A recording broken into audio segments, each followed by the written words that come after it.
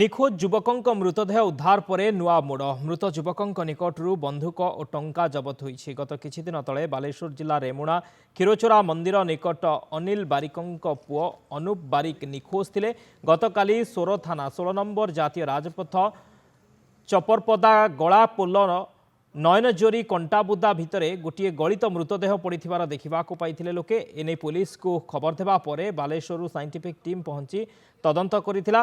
तदंतरे मृतक जनक अनिल बारिकों पुओ अनूप बारिक बोली जणा पड़िथिला। एहा सह मृत युवकों निकटरू एक बंधुक समेत एक टंका बैग को मध्य जबत करिछि सोर पुलिस। पुलिस ठारू खबर पाई मृत अनूपर बापा अनिल बारिक घटनास्थल में पहुंची पुओ को हत्या करा जायथिबा अभियोग करिसंती।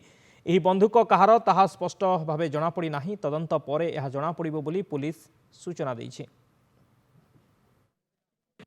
17 तारिख रु मो पु मिस शुक्रवार दिन सोर थाना रु खबर गला जे बाइक गोटे ये अच्छी आमर R15 आसिक नहीं जातु आम शुक्रवार आसिक ये नहीं गलु पुणी गतकाली गला जे फोटो सह गला यहाँ हूँ चिन्हतु आपण पिला किए नुहे ता बॉडी मिली ना सी से गुड़ा से प्रकार पिला नुहे सी से कौटू आसला आज्ञा मुझे कहीपरि ताकू योजनाबद्ध भाव में किए मर्डर कर हत्या करके बंधुक धरे देर स्वामी स्त्री भितर टे झगड़ा लगी घरे नुहे बाहर बाहर झगड़ा लगी तार स्त्री रेमुणा थाना रे FIR देला ये तार जाना पाई पलि आसी।